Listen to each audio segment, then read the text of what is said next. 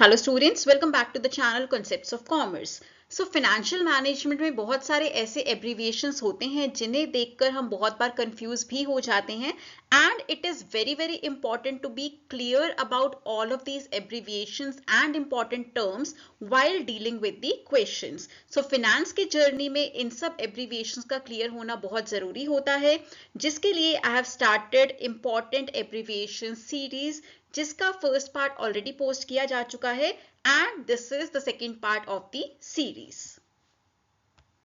In the first part we discussed abbreviations based on profitability, investment and valuation. Link for the same I am putting in the description box. आप वहां से जाके first part भी देख सकते हैं. So now let's begin with certain important abbreviations based on risk and capital structure. इसके अंदर हम डिस्कस करेंगे DE ratio, CAPM, PE ratio, FCF and leverage. So सबसे पहले बात करते हैं DE ratio. DE ratio stands for debt to equity ratio या फिर generally हम बोलते हैं debt equity ratio also. It is a leverage measure that means it helps in commenting on long term solvency of a firm. यहाँ पर क्या compare किया जाता है? Total debt and equity. So that means DE ratio measures amount of total debt a company is using as compared to owners funds. That means company के पास कितना borrowed funds है और कितना खुद का पैसा है that is invested in the company. So अगर किसी company का high debt equity ratio होता है that means company is using more debt as compared to owners funds. So इस case में company can be thought to be highly risky क्योंकि वहां पर बाहर का पैसा ज्यादा है as compared to your own funds. So it is very very helpful in understanding company's financial health and reliance on borrowed funds.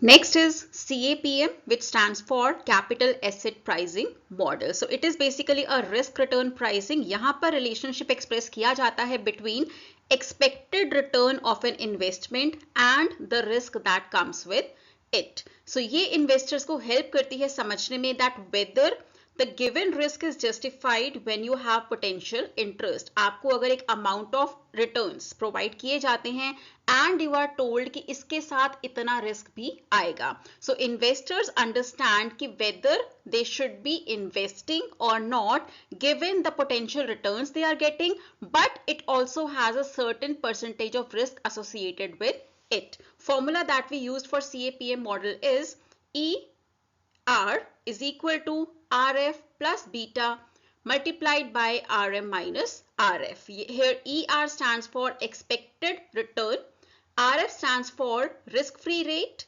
plus beta factor of the asset and RM stands for expected return of the market. Next we have FCF that stands for free cash flow. So it basically gives you the cash available after capital expenditure. That means capital expenditure करने के बाद बाकी सब purposes के लिए जैसे कि dividend payment कितना कैश कंपनी के पास अवेलेबल होगा. So again it is an indicator of financial health of the company. It can have two types. One is FCFF that stands for free cash flow to firm. That means all the cash flow that will be available to all providers of capital, whether they are equity shareholders or debenture holders.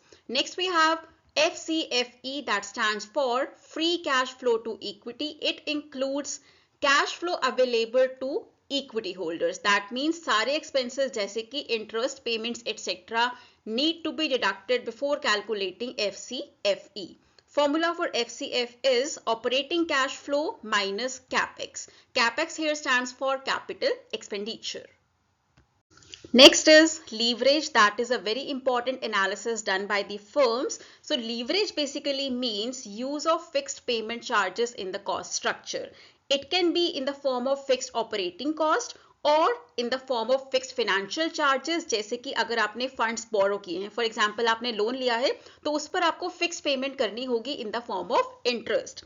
सो इससे क्या होता है, financial capacity of the firm increases and the reason behind this is, example लेकर चलते हैं. अगर आपके cost structure में फिक्स्ड कॉस्ट ज्यादा है, वेरिएबल कॉस्ट कम है। सो उससे क्या होगा, जब आप इनिशियल सेलिंग करते हैं, इनिशियल बिजनेस करते हैं, तो उसमें आपका फिक्स्ड कॉस्ट कवर हो जाता है।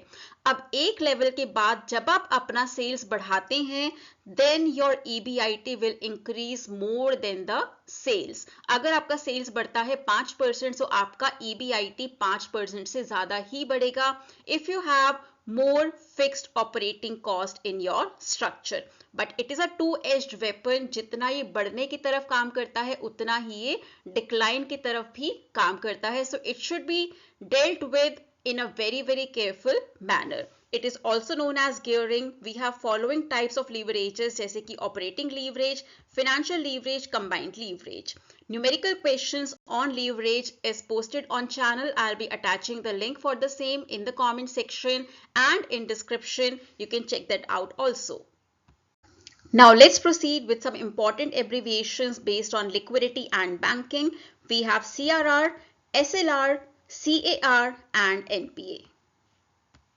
So first of all we have CRR. CRR stands for cash reserve ratio. So ये वो basic requirement होती है funds की जो commercial banks को RBI के पास रखना होता है. और ऐसा क्यों होता है? Because it helps RBI to manage liquidity in the economy. CRR is a very important tool of monetary policy जिसके थ्रू RBI मार्केट में, इकोनॉमी में मनी सप्लाई को कंट्रोल कर सकता है. लेट्स टेक एन एग्जांपल, किसी बैंक की book है 100 करोड़ की और CRR है 20%. That means they will be required to keep 20 crore with RBI. So उनके पास लेंड करने के लिए कितना पैसा बचता है? 80 करोड़.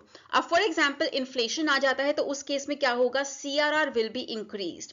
अब उससे क्या होगा? CRR को अगर आप बढ़ाकर 20 से 30% कर देते हैं, now that commercial bank will be required to keep 30 crores with RBI. तो अब उनके पास लेंड करने के लिए कितना पैसा बचता है? 70 crores. हमने एक बहुत ही सिंपल एग्जांपल यहाँ पर लेकर चला है.